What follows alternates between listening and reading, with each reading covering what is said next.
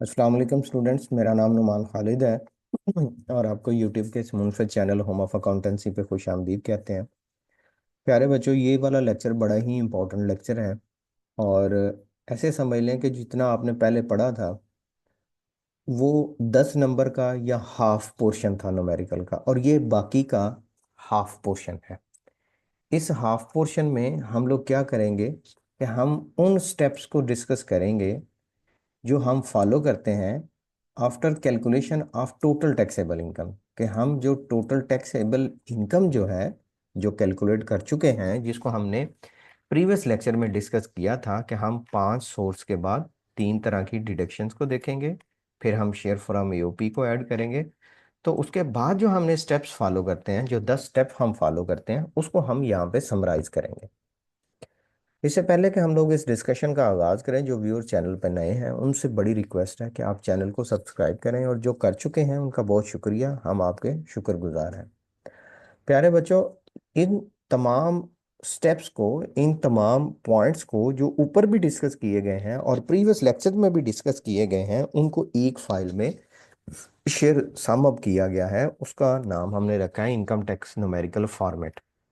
तो जो numerical format है वो आप अगर चाहें तो आप हमसे फ्री ऑफ कॉस्ट में पीडीएफ फाइल ले लें। वो आप अपने पास रखें, उसका प्रिंट ले लें, वो आपको न्यूमेरिकल सॉल्व करने में हेल्पफुल होगा।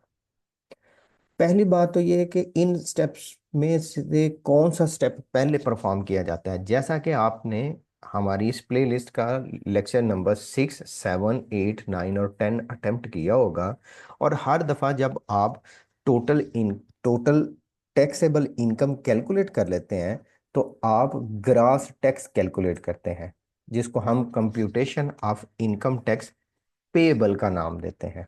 सो इसका first step after total taxable income है, वो computation of income tax payable है। शहजादे बच्चों, आप जानते हैं कि ये जो हम टोटल टैक्सेबल इनकम या computation of income tax payable calculate करते हैं, इसमें हमारा मकसद होता है कि हम जो क्वेश्चन में मौजूद, जो क्वेश्चन में गिवन होंगे, कौन से गिवन होंगे, स्लैब रेट्स गिवन होंगे जो शेड्यूल 1 के मुताबिक होते हैं, उसके मुताबिक हम अपनी इनकम को कैटेगराइज करते हैं और उसके मुताबिक टैक्स चार्ज करते हैं।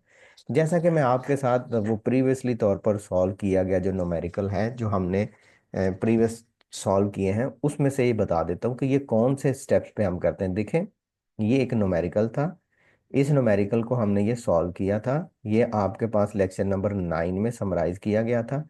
जब आप टोटल इनकम कैलकुलेट कर चुके थे कि जी इस पर्सन से हमें टोटल इनकम इतनी आती है, तो टोटल इनकम के बाद ये जो आपके पास अमाउंट आई थी 35,42,000 की, इसके ऊपर जो आपने टैक्स चार्ज किया था उसको हम लोग नाम दे देते हैं कि जो आपने ये वाला टेबल यूज किया था, ये बेसिकली आपका फर्स्ट पॉइंट होगा।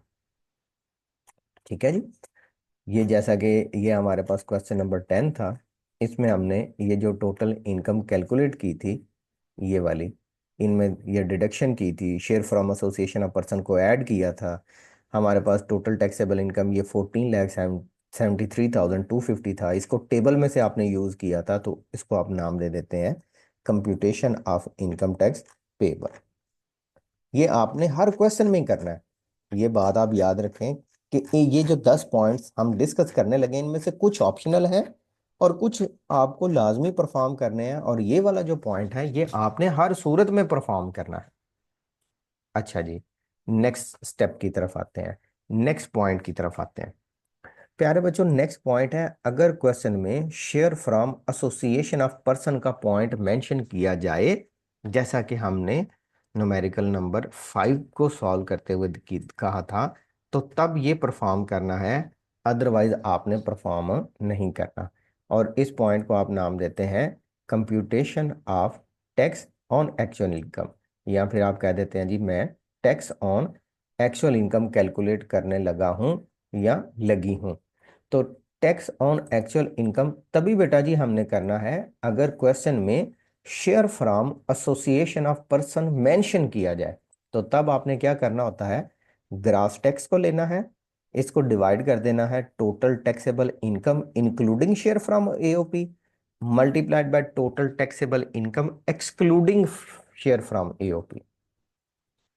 अच्छा बच्चों, फिर हम अपने पास नेक्स्ट बात करते हैं और वो है टीचर की कंसेशन, रिसर्चर की कंसेशन।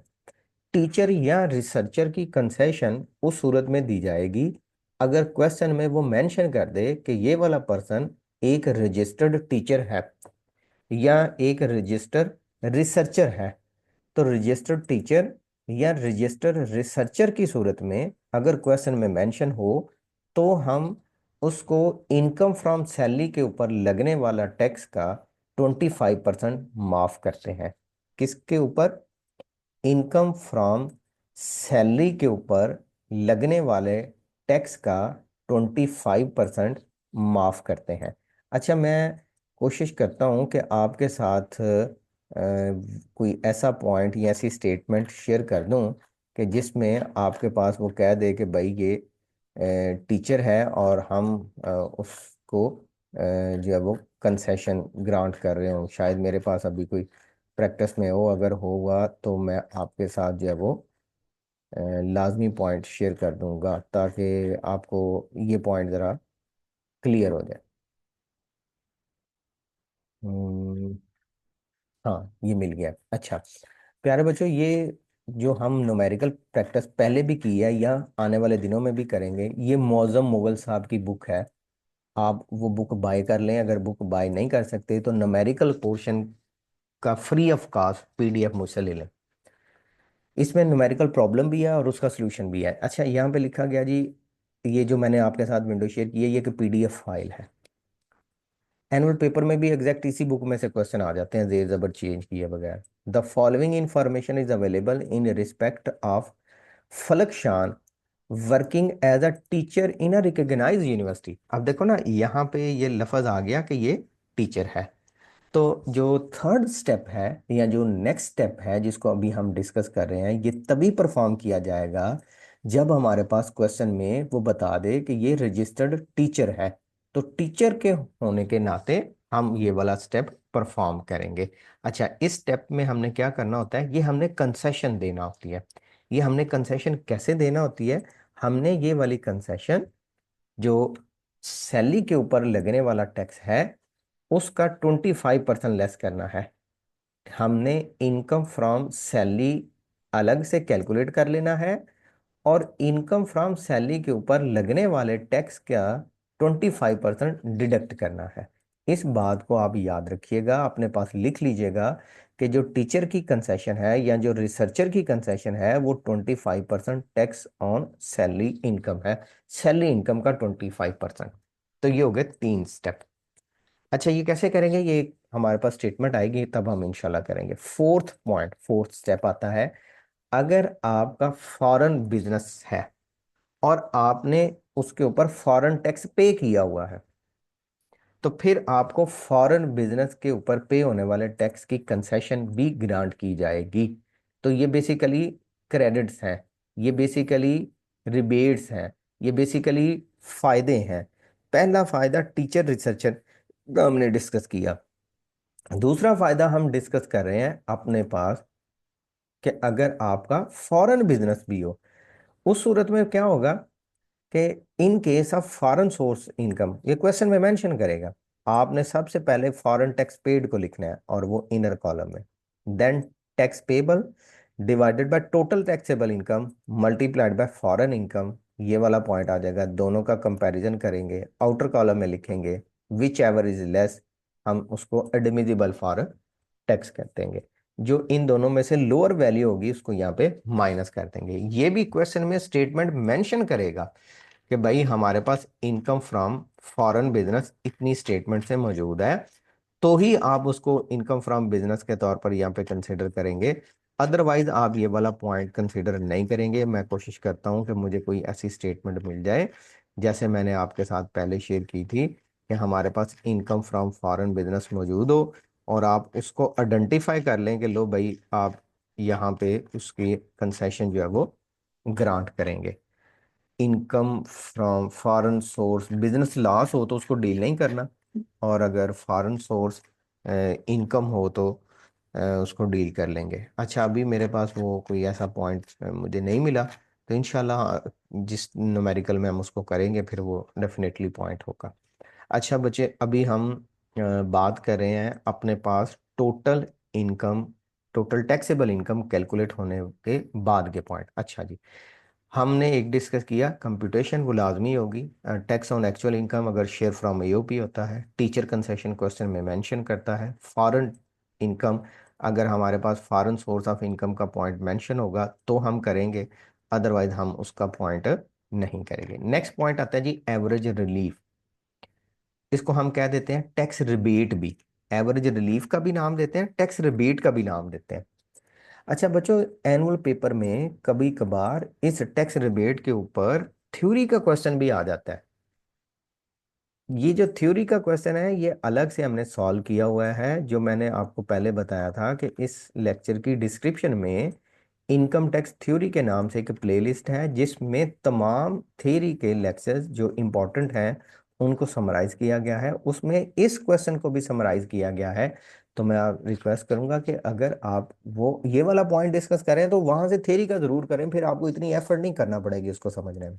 अच्छा जी, हम बात कर रहे हैं टोटल टैक्सेबल इनकम के बाद के पॉइंट की। कंप्यूटेशन हर सूरत में है, शेयर फ्रॉम एओपी है तो टैक्स ऑन एक्चुअल इनकम है, otherwise tax on actual income नहीं है। टैक्स कंसेशन टीचर को तब दी जाएगी क्वेश्चन पॉइंट में मेंशन करें, और income from foreign source question में मेंशन हो तब। अब बात आती है एवरेज रिलीफ या फिर टैक्स रिबेट।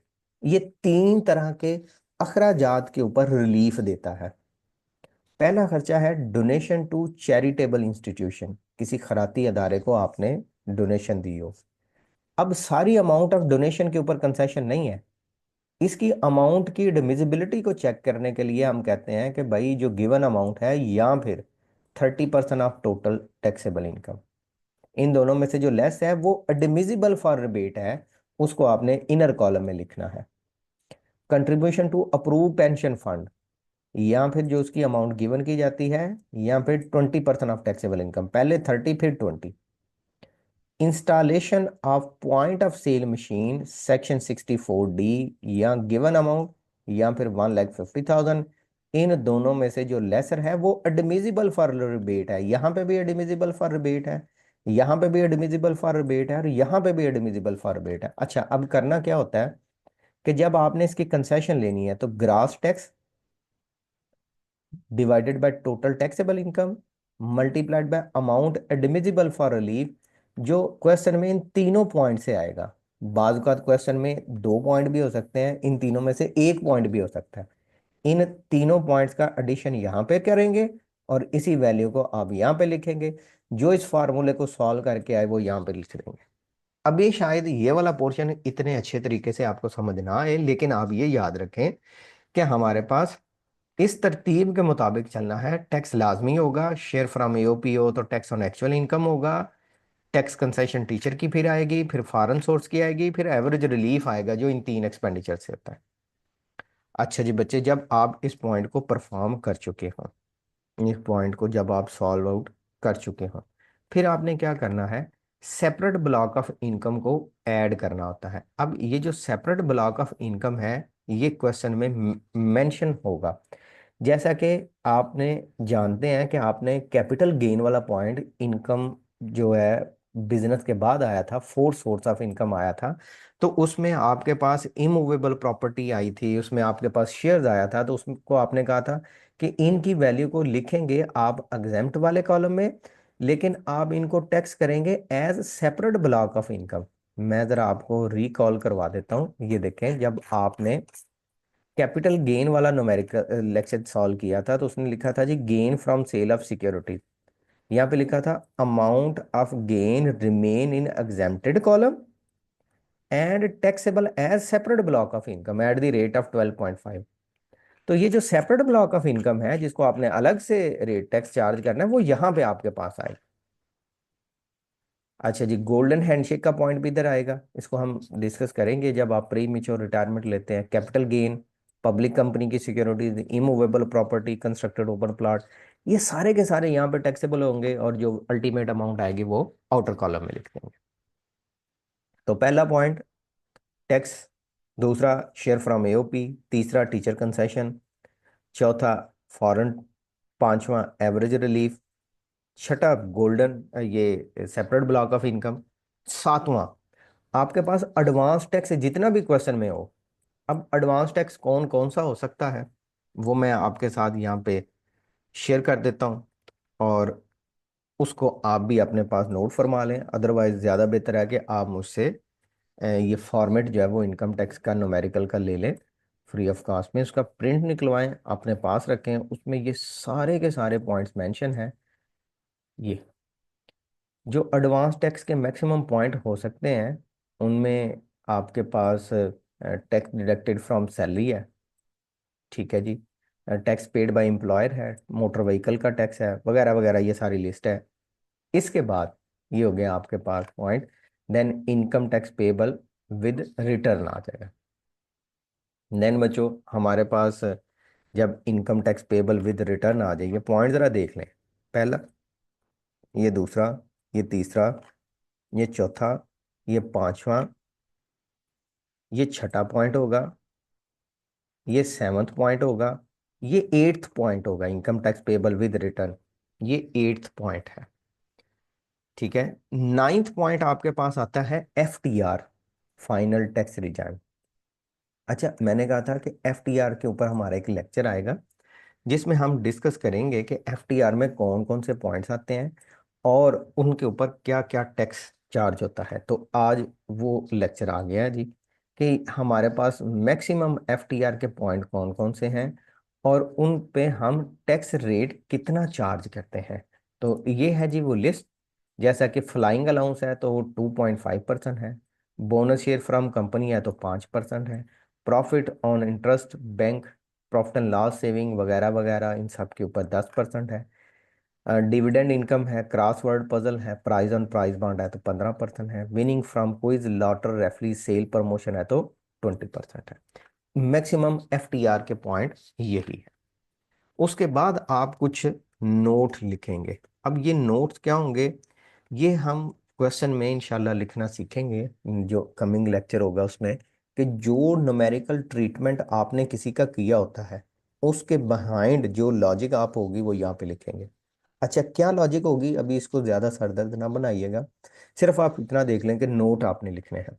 अच्छा, नोट को मैं लिखना नेक्स्ट लेक्चर में सिखाऊंगा, तब हम ये अपना पॉइंट क्लियर कर लेंगे। तो ये वो पॉइंट्स हैं जिनको आप टोटल इनकम के बाद करते हैं। आप इनको याद रख लें, इनकी अरेंजमेंट खराब नहीं होनी चाहिए, ठीक है। जिस अरेंजमेंट से जिस तरतीब से ये मैंने आपको करवाए हैं ये इसी तरतीब से रहेंगे इंशाल्लाह बेटा जी। हाजिर होंगे लेक्चर में। नेक्स्ट जो लेक्चर नंबर 16 है, 16 to 20, वो आने वाले मजीद 5 न्यूमेरिकल को सॉल्व करेगा, न्यूमेरिकल नंबर 6, 7, 8, 9 और 10। उसके बाद आप इतने कैपेबल हो जाएंगे कि आप बाकी के न्यूमेरिकल को आसानी के साथ सॉल्व कर सकेंगे। ले बच्चों, हाजिर होंगे नए लेक्चर में, तब तक अपना बहुत सा ख्याल रखिएगा, दुआ में याद रखिएगा। अल्लाह हाफिज।